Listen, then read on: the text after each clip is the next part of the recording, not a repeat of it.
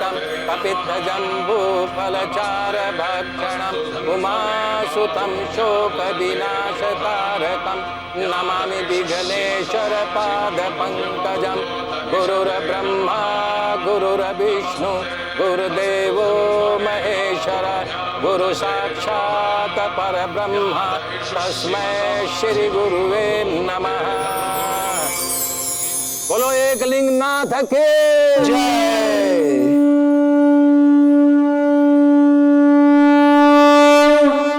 अब कुंवर प्रताप लग्न मंडप में प्रवेश कर सकते हैं।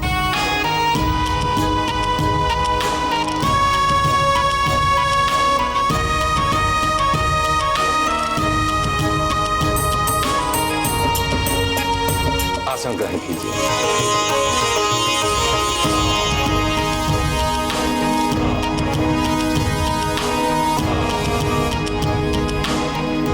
ओम केशवाय नमः पी जाइए। ओम नारायण नमः। ओम माधवाय नमः। ओम गोविंदाय नमः। ये हाथ धो के नीचे डाल दीजिए। ओम अपवित्रो पवित्रा वा सर्वार्थं गते वपि वा यः स्मृत् पुण्डिकाक्षं वायाध्यान्तरं शुचि। स्वस्ति न इंद्रो विदसवा स्वस्ति न पूषा विश्ववेदा स्वस्ति न ताक्षर्यो अरिष्टनेमि स्वस्ति न बृहस्पतिर्दधात्। ओम दौ शांति अंतरिक्ष गुम शांति शांतिरापः शांतिरोषधयः शांति वनस्पतयः शांति विश्वदेवा शांति ब्रह्मा शांति सर्वगुम शांति शांतिरेव सामा शांतिरेधि। ये लीजिए अग्नि प्रज्वलित कीजिए। इदम अग्निमे नमः स्वाहा। आहुति उठाइए। ओम ह्रीम सूर्याय नमः स्वाहा। ओम फिर उठाइए। ह्रीम चंद्रमसे नमः स्वाहा। ह्रीम मंगलाय नमः स्वाहा।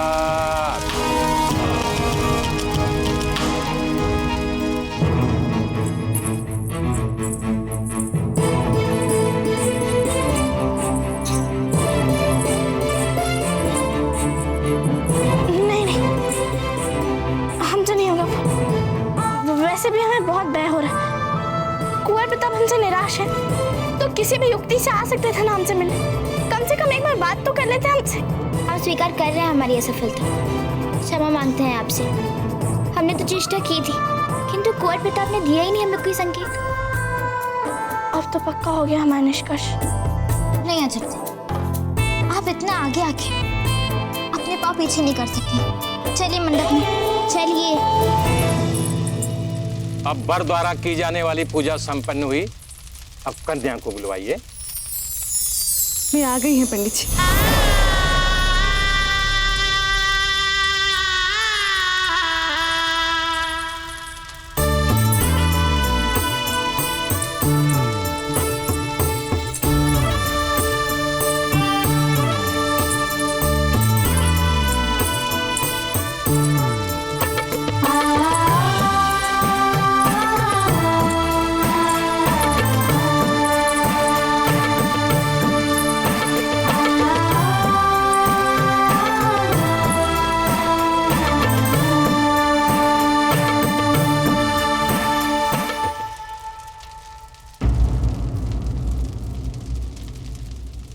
क्या बात है कुंवर प्रताप?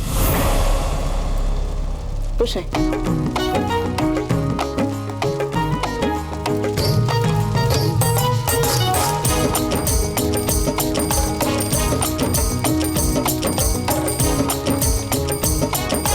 कुंवर प्रताप, वधू को मंडप में बैठने से पहले इतनी आसानी से नहीं देख सकते आप उन्हें।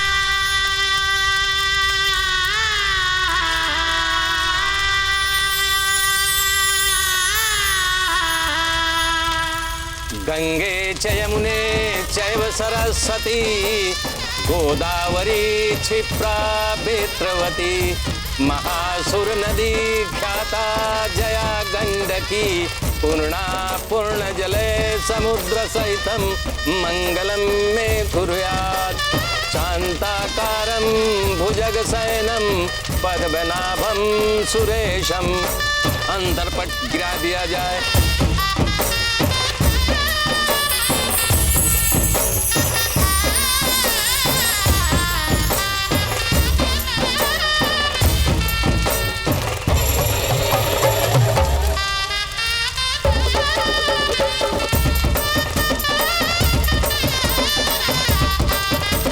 अब कन्या को वर के दाहिनी तरफ बैठाया जाए।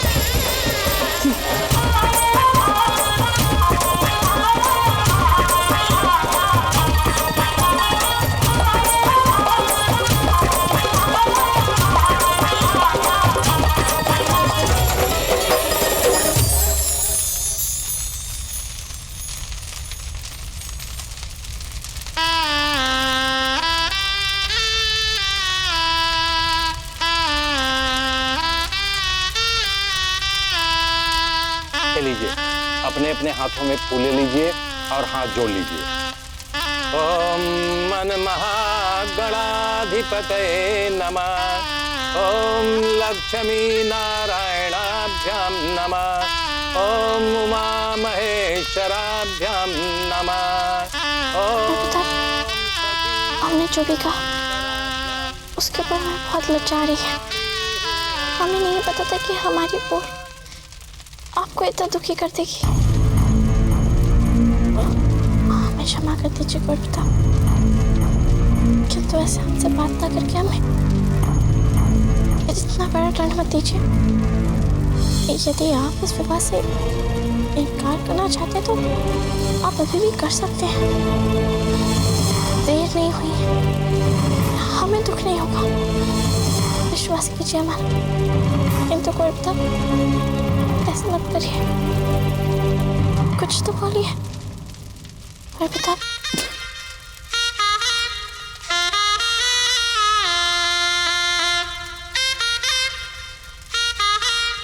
क्या हुआ कुंवर प्रताप? आप हंस क्यों रहे हैं? अजब, हम आपके रोम रोम से परिचित हैं।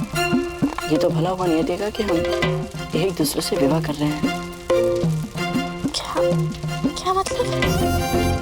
अब हम तो आपको जान चुके हैं ना। आपकी प्रवृत्ति है कि हर बात को आवश्यकता से अधिक सोचना और सोचते जाना और उसे बार बार विश्लेषित करके उसके बारे में बार बार सोचना, कभी ऐसे तो कभी वैसे। हमें पूरा विश्वास है जत कि आपने कल वाली बात के लिए भी यही किया होगा और अनुमान लगा भी लिया होगा कि हम आपसे अप्रसन्न हैं। तो हमें तो लगता है कि आपको विवाह स्थगित करने का तक विचार आ गया होगा कि हमसे पहले स्पष्टीकरण लेना कितना अधिक आवश्यक है, क्योंकि उसके बिना इसका विवाह कैसा विवाह है कि नहीं? है कि नहीं? कुंवर प्रताप हमसे निराश है तो किसी भी युक्ति से आ सकते थे ना हमसे मिलने। हम जाने। अच्छा क्या? अब इतना आगे आने के बाद आप अपने पाँव पीछे नहीं कर सकते। नहीं, बिल्कुल नहीं। इस बात को मान भी नहीं रही हैं। आपके लिए सब कितना हास्यास्पद है ना, और यहाँ हमारे प्राण निकले जा रहे हैं। अब गठबंधन किया जाए।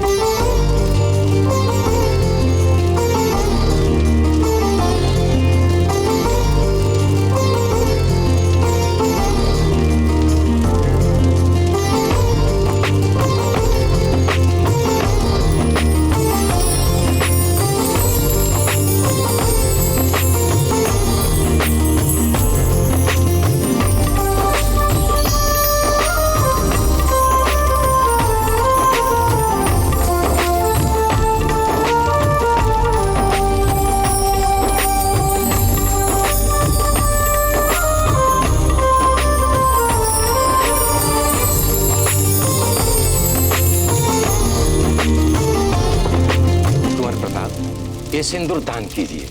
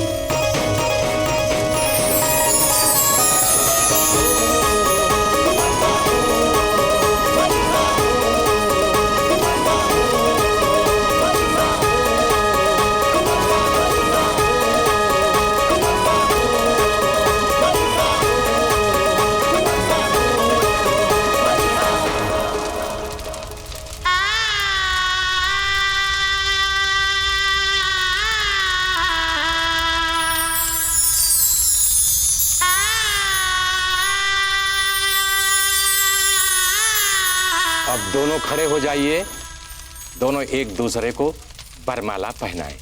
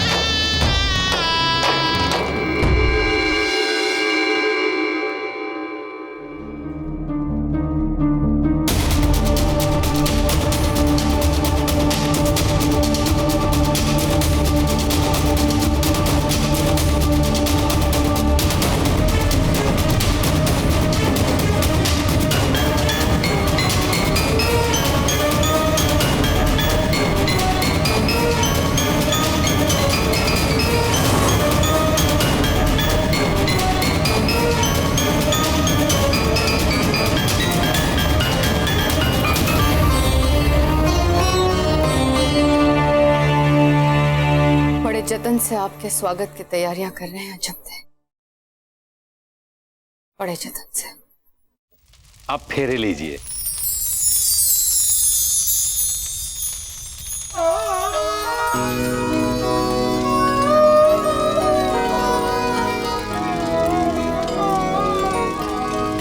देते वचन ये एक दूजे को अग्नि को साक्षी बनाए, बंधन में एक दूजे संग बंधते जाएंगे, बंधते जाएंगे, बंधते जाएंगे।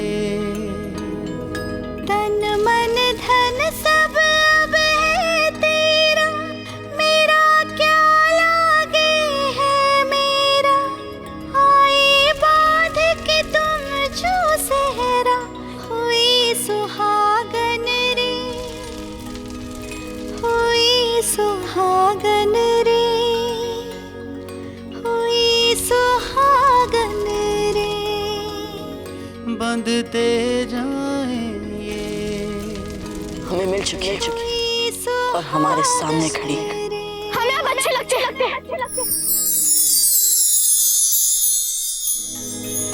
बंधते जाएं ये, बंधते जाएं ये।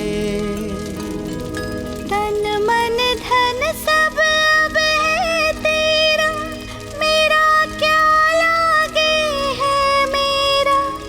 आए बांध के तुम जो सहरा, हुई सुहागन रे, हुई सुहागन रे, हुई सुहागन रे।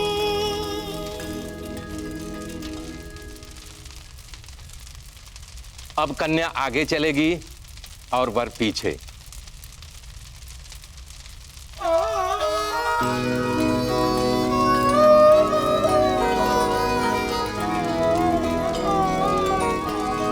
तन मन धन सब अब है तेरा, मेरा क्या लागे है मेरा। आए बांध के तुम जो सहरा, हुई सुहागन रे, हुई सुहागन रे, हुई सुहागन रे। देते वचन ये एक दूजे को, अग्नि को साक्षी बनाए। बंधन में एक दूजे संग बंधते जाएं ये। हुई सुहागन रे, बंधते जाएं ये। हुई सुहागन रे। अब फेरे पूर्ण हो गए।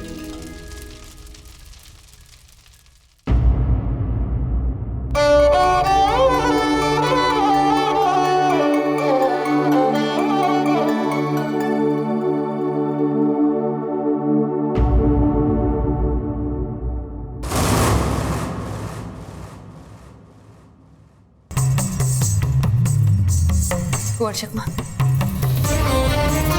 ये तलवार हमें दीजिए। कुंवर चकमा, कुंवर चकमा, कुंवर चकमा, कुंवर चकमा, कुंवर चकमा। आप भी ना अनुचित समय पर अनुचित वस्तुएं ले लेते हैं। क्यों करते हैं ऐसा? चलिए हमारे साथ। हम जानते हैं जीजा, जब आप प्रश्न का उत्तर ना देना चाहें तो आपसे प्रश्न पूछना अपमानजनक हो सकता है, किंतु अब बहुत हो गया जीजा। सुबह से आप कौतूहल बढ़ा रही हैं हमारा। पंडित जी को बुलाना, उनसे छिपकर बातें करना और फिर कक्ष की साज सज्जा करना, और अब हमारा श्रृंगार करना एक नवविवाहिता वधू के जैसे, जबकि फेरे प्रताप के होने वाले हैं। ये सब क्या हो रहा है जीजा, बताइए ना।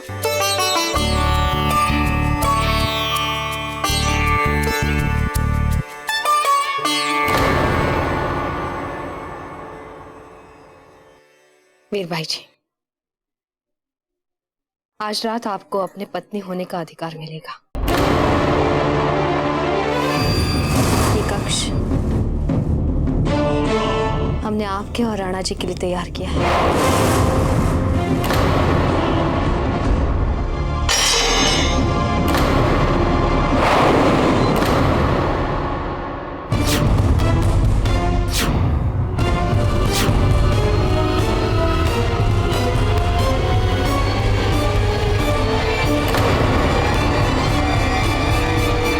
सब पति के 7 वचनों को एक दूसरे के लिए कहा जाएगा, जिसमें कन्या का पहला वचन ये है कि यदि आप कोई भी तीर्थ यात्रा और कोई भी पूजा पाठ इत्यादि धर्म कर्म की प्रवृत्ति करते हैं तो मुझे साथ लेकर के करेंगे, तभी मैं आपके वाम आंगनी में आ सकती हूँ, अन्यथा नहीं।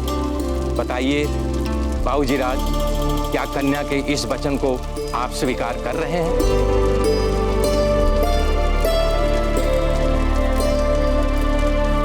बाबूजी राज, क्या आप कन्या के इस वचन को स्वीकार करते हैं?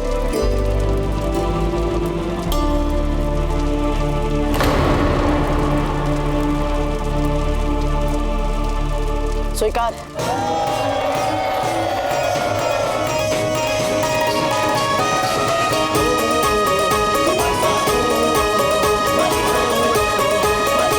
दूसरा वचन कन्या कह रही है, आप बावड़ी, कुआं, तालाब, देव मंदिर आदि कुछ भी धर्म कार्य करेंगे तो मुझे साथ लेकर के करेंगे, तब मैं आपकी वामांगनी कहलाऊंगी।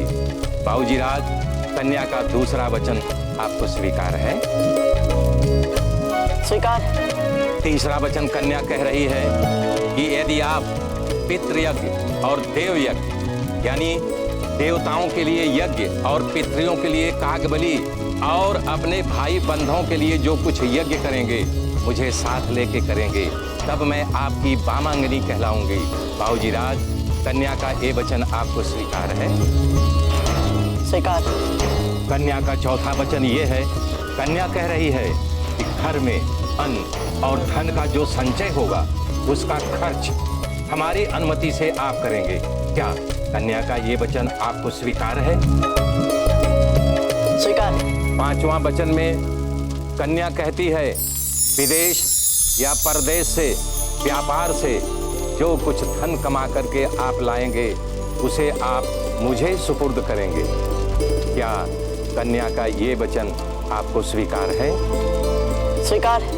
छठा वचन में कन्या कहती है, हमारे शील की रक्षा करना, धन और अलंकार, वस्त्र आदि आभूषण से आपको हमें सुसज्जित करना पड़ेगा। क्या कन्या का ये वचन आपको स्वीकार है? हमें स्वीकार। कन्या सातवें वचन में कह रही है, सुंदर से सुंदर कन्या या औरत का आप उपभोग नहीं करेंगे, आपका प्यार और प्रीत केवल मुझसे ही होगा। क्या कन्या के इस वचन को आप स्वीकार कर रहे हैं? स्वीकार।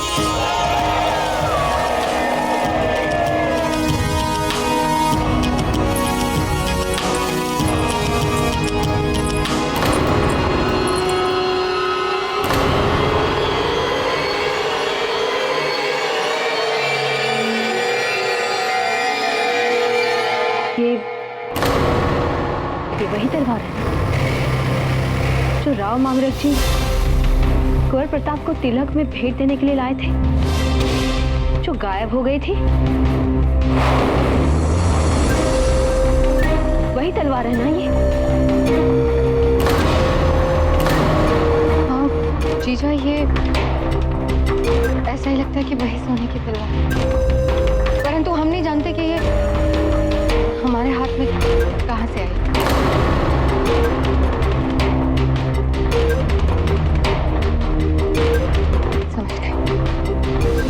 समझ गए। ऐसा लगता है कि तुरंत हमें नदी में कूद के मर जाना चाहिए। बात क्या है धीर बाई जी? क्या बताएं आपको चीज, हमारे सारे दुखों का आरंभ इनसे होता है। यही सोने की तलवार, हम सबने कितना ढूंढा इसे, आप ही बताइए, परंतु न जाने कुंवर जगमाल ने इसे कहां से लाके हमारे हाथ में रख दी। हमें तो लगता है कि कुंवर जगमाल ने चुरा ली थी सोने की तलवार। ये क्या बोल रही हैं आप जीजा? आप अपने पुत्र पर चोरी का आरोप लगा रही हैं? क्या बताएं आपको वीरबाई जी, अपना ही है ना इस महल में, तो हमारी सारी विगत बातें लज्जाजनक क्षण को काटा नहीं है आपके साथ। बहुत प्रयास किए सीधे रास्ते पर लाने के, लेकिन ये है कि मानते नहीं है हमारी बात। अब देखिए ना, पिता राजा है और ये चोर। आपको याद है ना जीजा, नामकरण के समय भी पंडित जी ने कहा था हमसे, बार बार ताला चाबी छूता है तो चोर प्रवृत्ति का हो जाता है। क्या अवश्य ये बड़े होके चोर बनेंगे? ये क्या मूर्खता भरी बातें कर रही है धीर बाई जी आप जानबूझकर? ये छोटा सा बालक जगमाल भला चोर हो सकता है? और पंडित जी की कही हर बात पत्थर की लकीर नहीं होती, ये आप भी जानती हैं। बच्चे कच्चे मिट्टी होते हैं, जो हम सिखाएंगे ये वही सीखेंगे। अच्छा अच्छी शिक्षा दो तो हर बुरी प्रवृत्ति का निदान हो सकता है।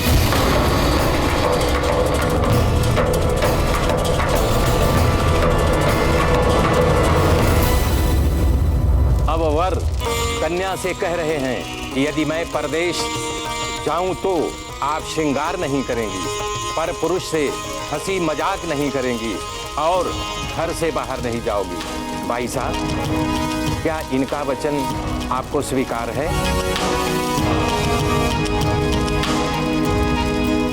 स्वीकार है।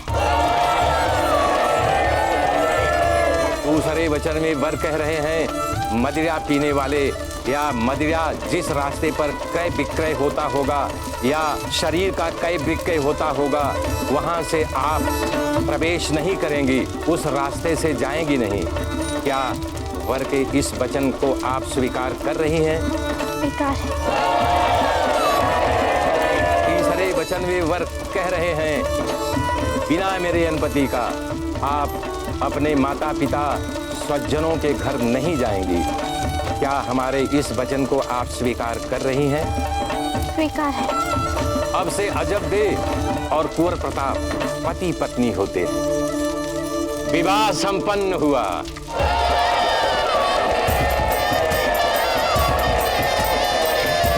कुंवर प्रताप की जय! कुंवर प्रताप की जय! कुंवर प्रताप की जय!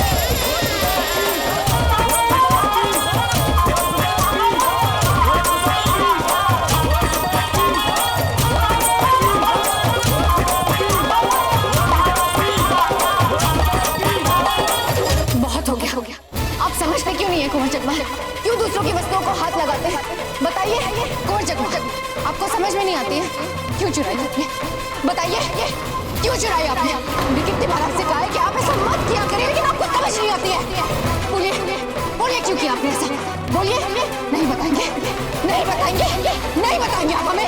बताइए कुंवर जगमाल, क्यों चुराई थी आपने? बोलिए। क्या कमी है आपकी भाई जी?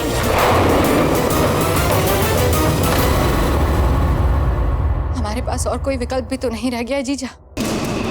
अब आप ही संभालिए इन्हें। और इसे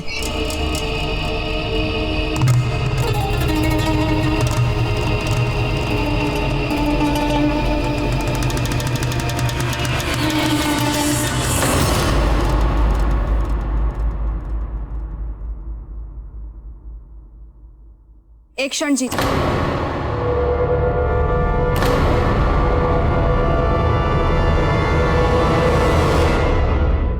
आपने ये पुरुषों वाली पोशाक क्यों पहन रखी? हाँ, हमारा तो ध्यान ही नहीं गया। आपने ये वेश क्यों पहना है? और हाथ को तलवार की आवश्यकता पड़ी है क्यों? तो फिर कुंवर जगमाल ने आपको दी सोने वाली तलवार?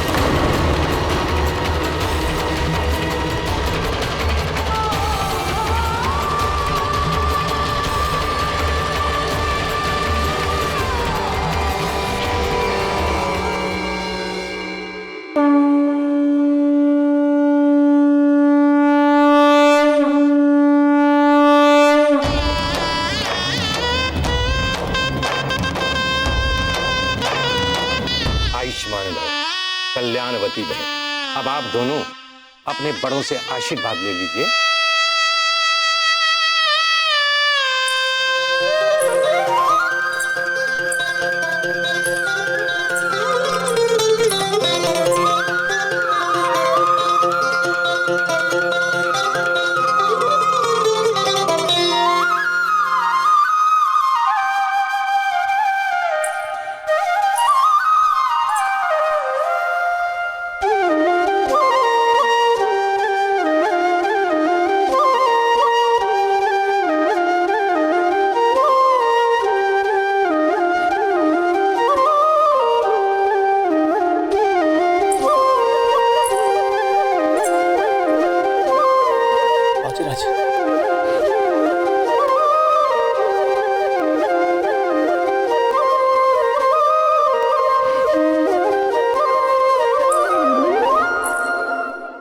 तो फूल का और भाई साहब आप क्या चाहते हैं हम आपसे भी आशीर्वाद लें?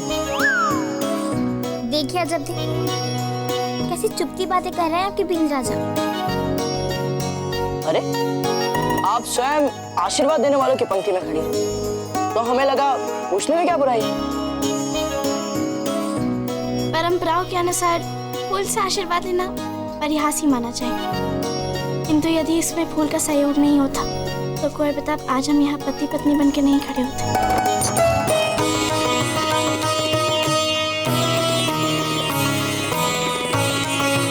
आपकी इस बात से हम भी सहमत हैं सकते। ठीक है कुंवर प्रताप, आप इतनी जल्दी भी अपनी बीवी की हाँ में हाँ मिलाना आरंभ मत कीजिए। आप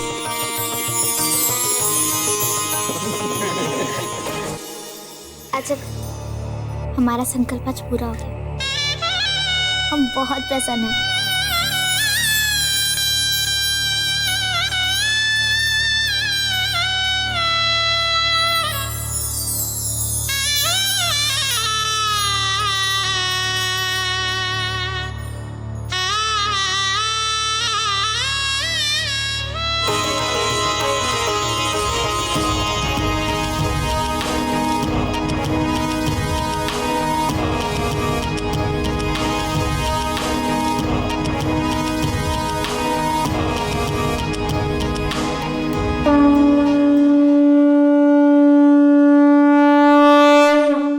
ये पोशाक, हाँ हाँ बताइए, क्यों पोशाक पहनी है आपने ये? थोड़ा सा रूप सज्जा में ध्यान दे तो आपको तो कोई पहचान ही नहीं पाएगा इसमें। लोग अपना वेश तब बदलते हैं धीरबाई जी, जब वे कोई ऐसा कार्य करने जा रहे हो जिसके परिणाम से वो अपना असली चेहरा छुपाना चाहते हो, बचाना चाहते हो। आप अवश्य ही ऐसा काम करने जा रही हैं, तभी तो कुंवर जगमाल पर भी दोष लगाकर आप इन्हें पीटने से नहीं जीतती। क्या है ना जीजा, आपकी भी बुद्धि पलक झपकते ही पूरी कल्पनाएं गढ़ने लगती हैं। अब आप ही बताइए, क्या पुरुषों का वेश केवल गुप्तचारी और षड्यंत्रों के लिए धारा जाता है और किसी चीज के लिए नहीं? क्यों? आप भूल गए आज कुंवर प्रताप का विवाह है और हम ये पुरुषों वाला वेश इसलिए धारण किए हैं ताकि हम मनोरंजन में भाग ले सकें। कैसा मनोरंजन धीरबाई जी? जीजा, आप भूल गए परंपरा के अनुसार हम नाटक करते हैं। सारी माएं, सारी स्त्रियां घर की रात भर जागती है, कुछ ना कुछ करती रहती है ना, सोएंगी तो नहीं वे। गाना, नृत्य, मनोरंजन ये सब तो चलता ही रहेगा ना। तो हमने सोचा कि हम मनोरंजन में भाग लेने के लिए पुरुषों का वेश धारण करेंगे ताकि हम कुंवर प्रताप की भूमिका निभा सकें। और आप लोगों के पास इसलिए आ रहे थे ताकि आपसे अजब दे और फूल की भूमिका के लिए कह सके। हमने सोचा कि कुंवर प्रताप की भूमिका निभानी है तो एक तलवार की आवश्यकता तो है ही। इसीलिए हमने कुंवर जगमाल से कहा था कि हमें एक तलवार ला दीजिए। हमें क्या पता था वो सोने की तलवार ले आएंगे जीजा। पर हमने तो ऐसी परंपरा के बारे में कभी नहीं सुना जीजा। आप चुप रहिए वीरबाई जी।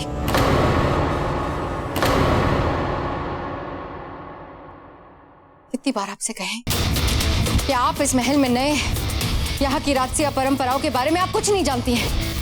सामंत पुत्री है, आपको समय लगेगा सीखते सीखते, परंतु जीजा तो जानती है। हाँ धीरबाई जी, पता है परंपराएं तो अवश्य होती हैं, किंतु जैसा आप कह रही हैं वैसी परंपरा, वैसी रस्म चित्तौड़ के महल में होने की योजना ही नहीं थी। हमें तो ये विस्मय हो रहा है कि ये योजना आपके मन में कैसे आई और क्यों? जीजा, नाटक में तो भाग लेना चाहते हैं हम। और जाइए धीरबाई जी, अब और अधिक नाटक नहीं हो पाएगा आप। वैसे भी आपका असली चेहरा आ चुका है हमारे सामने, अब आपको वेश बदलने की भी आवश्यकता नहीं रही।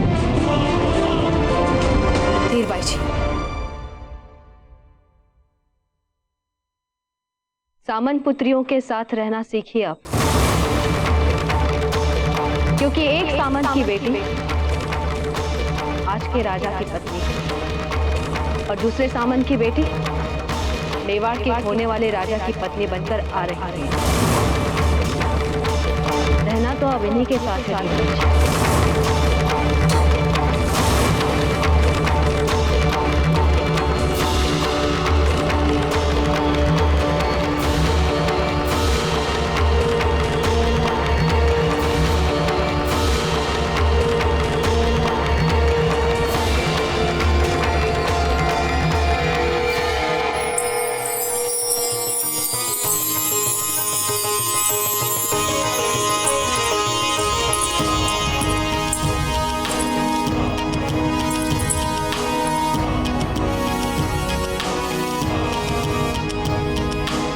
अब हम कोहबर संस्कार करेंगे। कोहबर संस्कार में नवविवाहित वर वधू को पहली बार एक साथ एक स्थान पर बैठाए जाते हैं और उन्हें कुछ समय एकांत का दिया जाता है ताकि वो अपने वैवाहिक जीवन को प्रारंभ करने से पहले एक दूसरे के साथ सहज हो सके। आज से बाईसा कुंवर प्रताप के बाईं ओर बैठेगी। एक क्षण रुकिए पंडित जी। इससे पहले कि हम बाहर जाएं, हम कुंवर प्रताप से एक प्रश्न पूछना चाहते हैं। और प्रश्न यह है कि अजब देह को इनकी बाईं ओर बैठने के लिए क्यों कहा गया? बोलिए कुंवर प्रताप, क्या आप इसका औचित्य जानते हैं? औचित्य? हाँ, औचित्य। कितना अच्छा शब्द है ना ये दाजीराज। औचित्यों को छोड़िए कुंवर प्रताप, आप ये बताइए कि अजब देह को आपकी बाईं ओर बैठने के लिए क्यों कहा? जानते हैं हम क्यों अजब देह? आपको पता है तो बता दीजिए ना कुंवर प्रताप।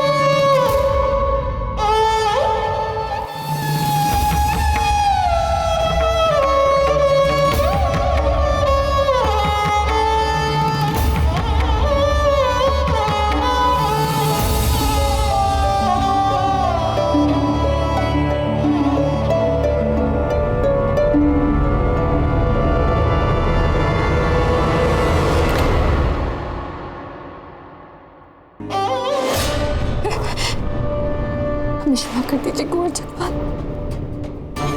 हमें क्षमा कर दीजिए।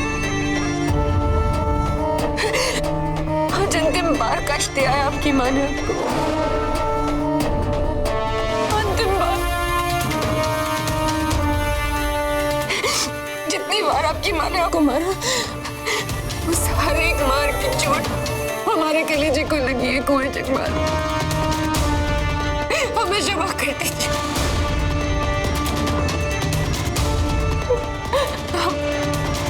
हम आपको वचन देते हैं,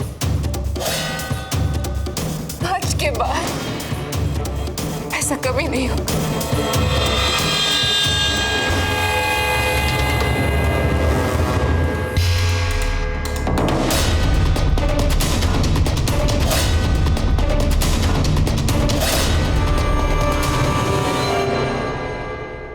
अजब देह यदि आपको पता है तो हमें बताइए ना।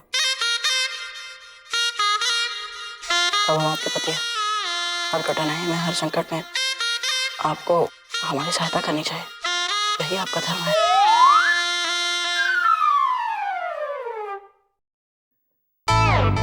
अजब देह, हम जानते हैं कि कुंवर प्रताप आपसे सहायता मांग रहे हैं, किंतु आप इनकी सहायता बिल्कुल नहीं करेंगे।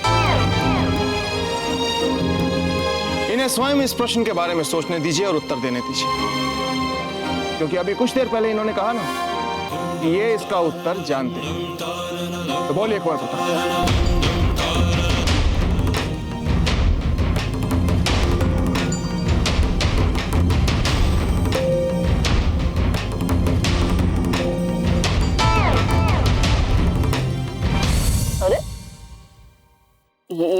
आप? राजीराज के सामने हमें मार रहे हैं? नहीं कुंवर प्रताप, हम आप पे हाथ नहीं उठा रहे थे, वो जो कीड़ा था उसे हटा रहे थे। संभवतः आपकी वरमाला से आ गया होगा। अच्छा हुआ जो हमारी दृष्टि पड़ गई, नहीं तो यदि आपको काट लेता तो।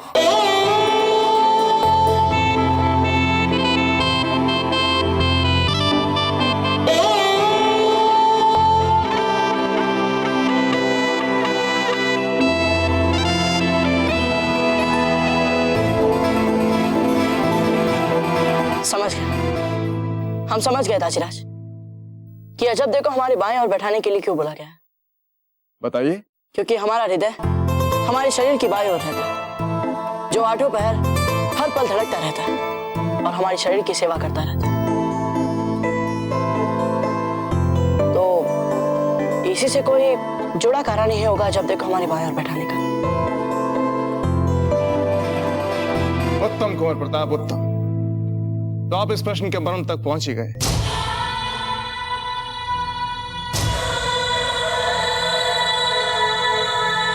हाँ कुंवर प्रताप, अजब दे हृदय की भांति सोते जागते बिना थके निस्वार्थ भाव से आपका ध्यान रखेगी, इसीलिए वे आपकी बाईं ओर बैठेंगी।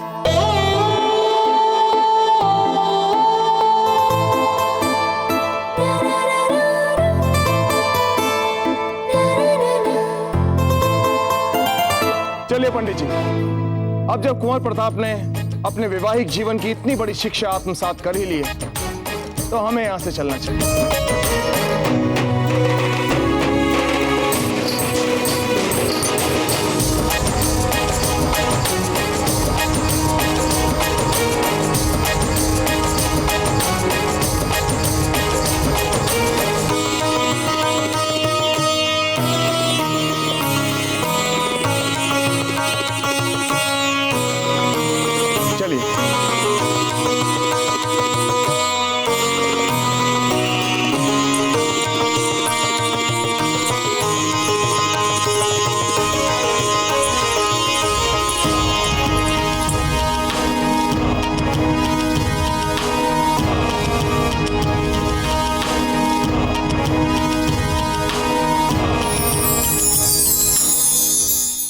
हमें सगनी को और कुंवर जगमाल आपको साक्षी मानकर ये वचन लेते हैं कि हम आपको मेवाड़ की राज सिंहासन पर बिठाएंगे। यही हमारे जीवन का सर्वोपरि उद्देश्य है। हम आपको वचन देते हैं कुंवर प्रताप, आपके कर्तव्य के बीच नहीं हम आएंगे और ना ही किसी को आने देंगे। आज से आपका कर्तव्य ही हमारा धर्म है।